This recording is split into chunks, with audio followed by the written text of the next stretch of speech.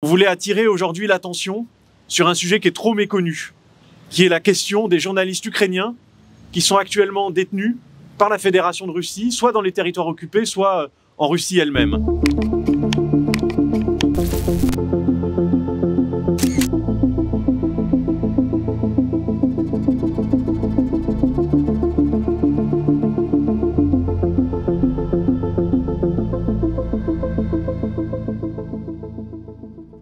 Ça fait bientôt 3 ans que la Fédération de Russie a envahi à grande échelle l'Ukraine.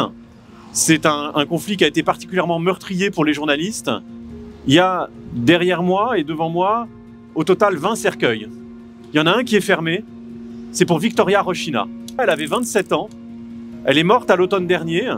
Ses parents ont reçu, près d'1 mois après la date présumée de son décès, une lettre avec les armes dessus, du ministère de la Défense de la Fédération de Russie et qui leur annonçait la mort de leur fille. Une journaliste dont le corps n'a toujours pas été rendu à la famille. Pourquoi? Est-ce qu'elle a été torturée? Est-ce qu'elle a été violée? Toutes les hypothèses aujourd'hui sont permises et il est important que la Russie rende des comptes. Près de 150 journalistes ont fait l'expérience dans leur chair de la violence, de la répression du Kremlin.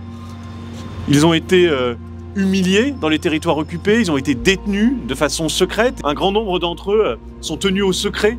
Et nous n'avons pas d'informations précises sur là où ils se trouvent.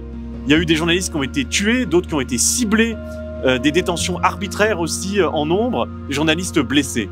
Partout où les journalistes ne travaillent plus, c'est la propagande qui a pris la place.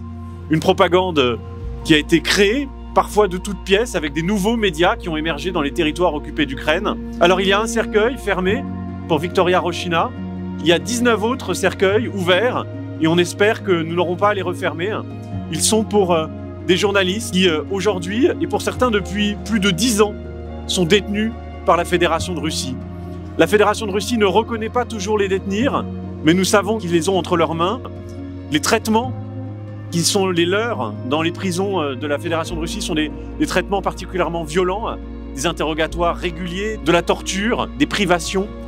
Et il est vraiment important qu'on rappelle que M. Poutine est un vrai tortionnaire, qu'il est responsable aujourd'hui de la mort de dizaines de militants des droits de l'homme.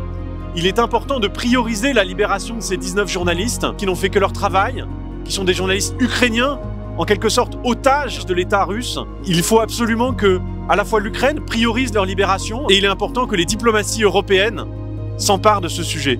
Il en va évidemment de la vie de ces journalistes, mais il en va aussi du droit des citoyens dans le monde à l'information sur ce qui se passe dans ce conflit.